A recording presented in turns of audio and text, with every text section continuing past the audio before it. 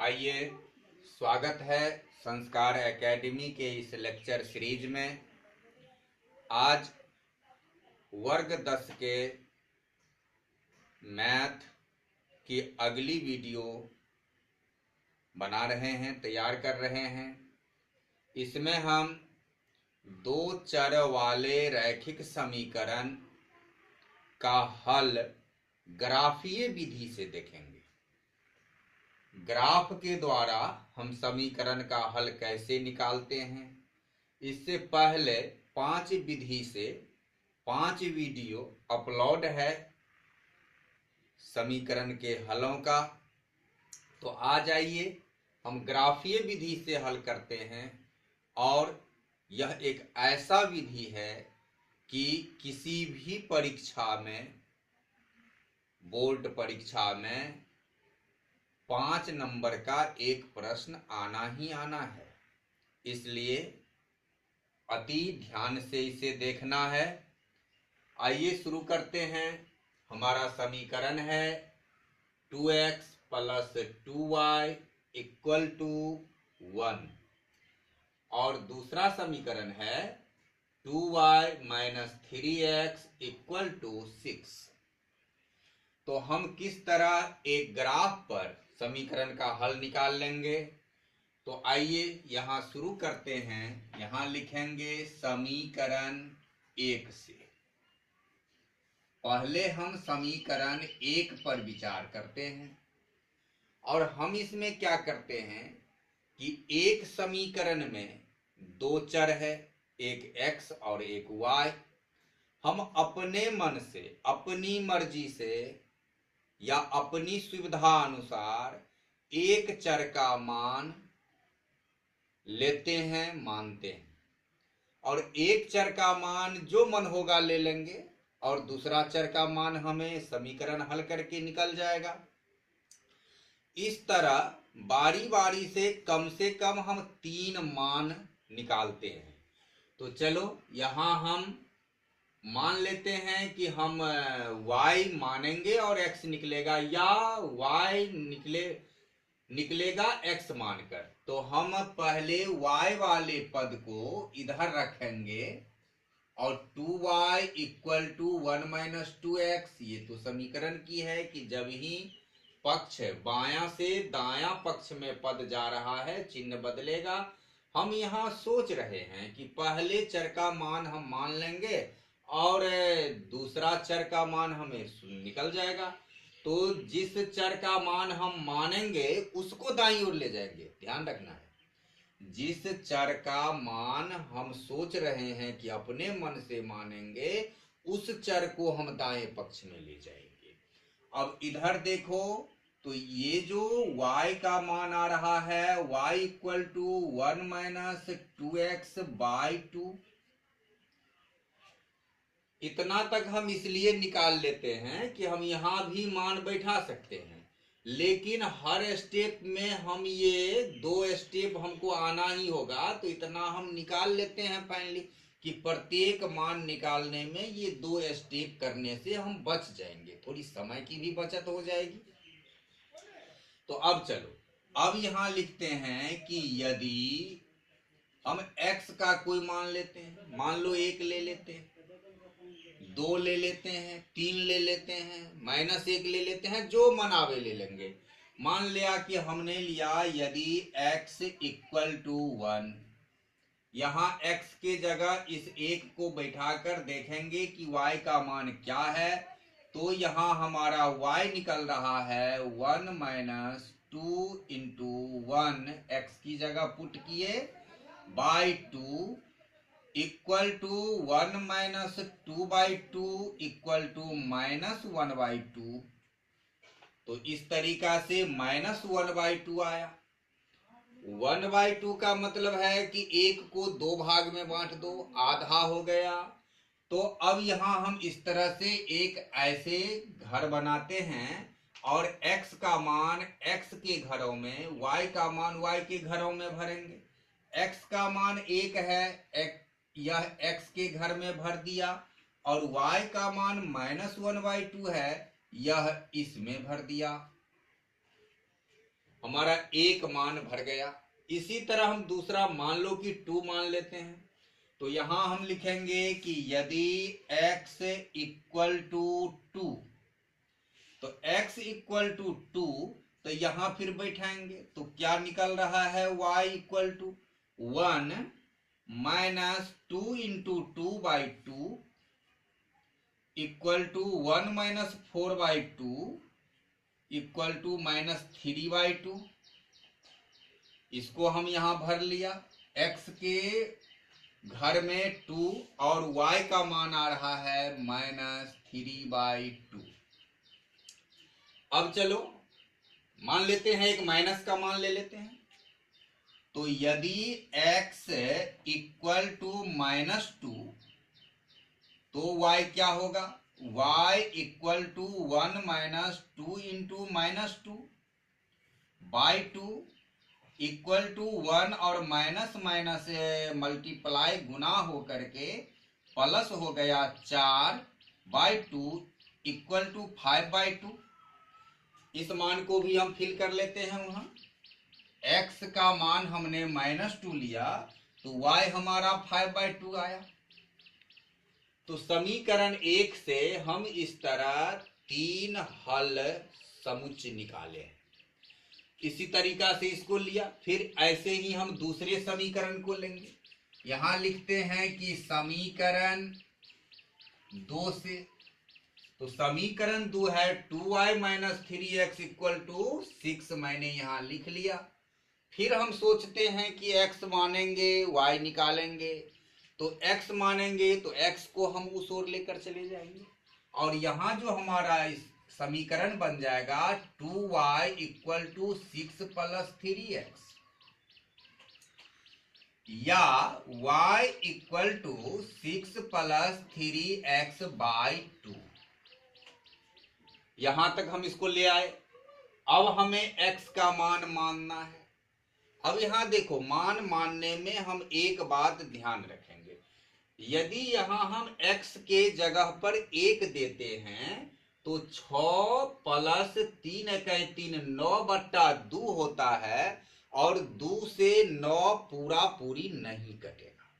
तो हम प्रयास करेंगे कि ऐसा मान माने जिससे कि पूरा पूरी कट जाए।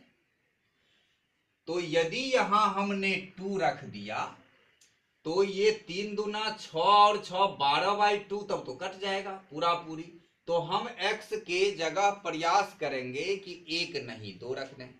पहले सोच लेंगे क्या मान रखने से पूरा पूरी कट करके हमें पूर्णांक में मान आ जाए तो बेहतर है। अब यहां सवाल है, यहां देखो 1 माइनस 2x है। हम x की जगह चाहे सम रखें या विषम रखें, 2 से गुना करके सम हो जाएगा।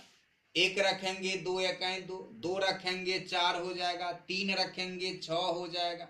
तो हर स्थिति में ये क्या कहते हैं, सम ही होगा। और एक में से यानी एक में से किसी सम को घटाएंगे तो विषम ही होगा। और हर में भी सम है तो विषम में सम से भाग देंगे तो हमें कभी भी पूर्णांक नहीं आ सकता है। इसलिए हमने यहां ये विचार नहीं किया। लेकिन पहले ऐसे हम सोच लेंगे कि यहां हमें बाई 2 में आना ही होगा, क्योंकि एक विषम में से एक सम जब घटेगा तो हर हमेशा वह 2 से डिवाइड पूर्णतः नहीं होगा, हमें पूर्णांक का रिजल्ट नहीं आएगा। लेकिन यहां हमारी संभावना बन रही है, यदि हम यहां सम को देंगे तो ऊपर भी सम आ जाएगा और 2 से डिवाइड होगा तो सम 2 से डिवाइड होके हमें पूर्णांक में रिजल्ट दे देगा। तो हम 1 नहीं लेकर 2 लेंगे। तो यहां सुविधा के ख्याल से 1 लेंगे, हर्जा नहीं है, बन जाएगा। यहां भी हमें बाई 2 आया है, वहां भी 9/2 आ जाएगा, हम ग्राफ बना लेंगे। लेकिन पूर्णांक आ जाए तो अधिक अच्छा है, हम ऐसा सोच कर चलेंगे। इसलिए हम लिया कि यदि x इक्वल टू 2 तो y का मान आ रहा है y equal to 6 plus 3 × 2/2 equal to 6 plus 6/2 equal to 12/2, जो डिवाइड हो रहा है 6 से और 6। तो हमने x इक्वल टू 2 लिया तो y इक्वल टू 6 आया, और इस तरह यहाँ 2 भर देंगे, यहाँ 6 भर देंगे, अपने अपने घर में अपने अपने चर का मान भर दिया। बस इसी तरह अब देखो, यदि तुम ले लेते हो 3 तो 3 तिया 9 6 15 होता है, 2 से नहीं कटेगा। यदि 4 ले लेंगे तो 4 तिया 12 6 18, 2 से कट जाएगा। तो चलो हम 4 ले लेते हैं। तो हो गया कि यदि x इक्वल टू 4 तो y इक्वल टू हो गया 6 plus 3 into 4/2 equal to 6 plus 12/2 equal to 18/2, जो डिवाइड हो रहा है 9 से और इक्वल टू 9 आया। तो x का मान यदि हमने 4 रखा है तो y का मान 9 आ गया। दोनों घर को हम तैयार कर लिया। अब हम तीसरा मान एक इधर बढ़ रहा है, 9 तक आ गया, और हमें अब इसके बाद 12 15 18 20 आ जाएगा। तो ग्राफ पर हमें उसे अंकन में भी दिक्कत होगी, इसलिए हम थोड़ा माइनस की ओर मुड़ जाएंगे तो हमारा मान कम हो जाएगा। अब यदि इसके जगह पर हम 0 ले लें या कि फिर -2 ले लें, तो यहाँ यदि x इक्वल टू -2 तो y का मान आया y equal to 6 plus 3 into -2/2 equal to 6 minus 6, यहाँ प्लस का 3 और माइनस का 2 गुना करके माइनस का 6 हुआ /2 इक्वल टू 0/2 इक्वल टू 0। तो x का मान यदि हमने -2 ले लिया है तो y का मान हमारा 0 आ गया। अब हम इस समीकरण से भी 3 सेट मान निकाला, इस समीकरण से भी 3 सेट मान निकाला। अब हम इस मान को ग्राफ पर पुट करेंगे। अब देखो ग्राफ में क्या होता है। ग्राफ में प्रत्येक इस तरह से 2 खड़ी रेखा होती है, ऐसे इस तरह से होता है। ये जितने भी खड़ी रेखा है, और इस तरह ये हुआ परिरेखा।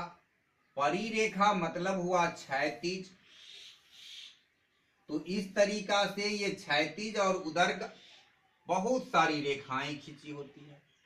तो इस और इसके बीच में ऐसे जो होता है, प्रत्येक 2 रेखाओं के बीच में 10 पतली पतली रेखा होती है, जिसमें 5वीं रेखा पर जाकर के इसको फिर थोड़ा ज्यादा मोटा कर देता है और इधर 5 होता है। तो यहां से यहां तक 10 पतली लाइन होती है और एक मोटा लाइन होता है। तो इस मोटे लाइन को हम सामान्यतया अक्ष का चुनाव करते हैं, और ग्राफ में हमारा 2 अक्ष बनता है, एक क्षैतिज अक्ष बनता है, एक उदर्ग अक्ष बनता है। तो उदर्ग जो सीधी खड़ा है ऊपर से नीचा, उसको उदर्ग अक्ष कहते हैं, और जो परिरेखा है, लेटी हुई रेखा है, इस रेखा को हम क्षैतिज अक्ष कहते हैं। इसका नाम भुज है और कोटि है। यह क्षैतिज अक्ष का नाम भुज है और उदर्ग अक्ष का नाम कोटि है। इस तरह से भुज जो है वह x अक्ष होता है और कोटि y अक्ष होता है। तो यह x अक्ष हुआ और यह y अक्ष हुआ, ऐसा हम लिखेंगे। अब इसमें क्या होता है, यदि मान लो कि हम विचार करते हैं 2 6 मान पर, तो समीकरण 2y - 3x इक्वल टू 6 और इसका एक सेट मान है 2 6। इसका अर्थ हुआ कि भुज मान 2 है और कोटि मान 6 है। ऐसा हमारे 1 नंबर के प्रश्न में आता है कि ऐसे कॉमा की कॉस्ट बना करके दे देगा 2, 6। भुज मान क्या है, तो पहला मान जो होता है वह भुज का मान होता है और दूसरा मान जो होता है वह कोटि का मान होता है। पहला मान x का मान होता है, दूसरा मान y का मान होता है। हम इसमें कंफ्यूज नहीं होंगे। ऐसा नहीं कि हम 6 को x का मान बोल देंगे या कोटि बोल देंगे, अरे भुज बोल देंगे और 2 को कोटि बोल देंगे, तो हमारा उत्तर गलत हो जाएगा। पहला मान भुज का मान है, दूसरा मान कोटि का मान है, पहला मान x का मान है, दूसरा मान y का मान है। तो इस तरीका से भुज और कोटि दो अक्ष होते हैं। अब क्या होता है कि इस यदि ग्राफ में हम क्या करते हैं कि बीच से एक अक्ष का चुनाव करते हैं, एक उदर्ग मोटी लाइन पर, एक क्षैतिज मोटी लाइन पर हम पेंसिल से रेखा बनाते हैं और वह दोनों हमारा अक्ष होता है, एक x अक्ष एक y अक्ष।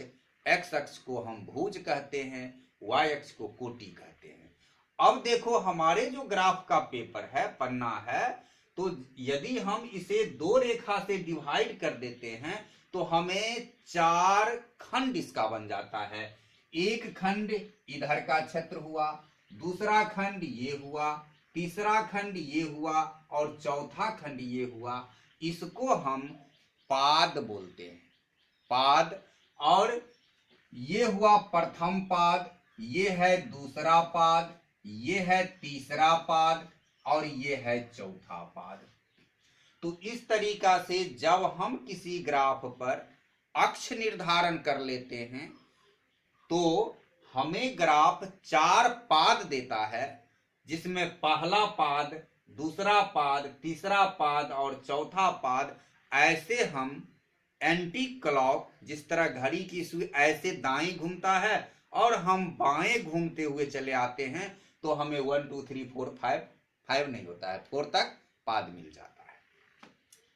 अब इसमें देखो क्या होता है कि ये जो भुज है, जहां से कटान बिंदु दोनों का है, इस कटान बिंदु को हम मूल बिंदु बोलते हैं और मूल बिंदु का निर्देशांक होता है 0 0, यानी मूल बिंदु में x का भी मान 0 है और y का भी मान 0 है। यहीं से x का मान बढ़ना शुरू होगा और यहीं से y का मान भी बढ़ना शुरू होगा। तो यहां से यदि हम दाएं चले जाएं तो उसका मान प्लस होगा और यदि बाएं चले आए तो उसका मान माइनस होगा। इसी तरह कोटि में y अक्ष में यदि इस बिंदु से हम ऊपर चले जाएं तो प्लस होगा और नीचे चले आए तो माइनस होगा। फिर समान पर, जैसे मान लो कि यहां से यहां तक है, हम इसको 0 ले रहे हैं, इसको 1 2 3 4, मान लो हमें 25-50 ग्राफ बनाना है तो 10 20 30 40। यदि 1000 में बनाना है तो हम यहाँ 0 लिखेंगे, यहाँ 1000, यहाँ 2000, यहाँ 3000।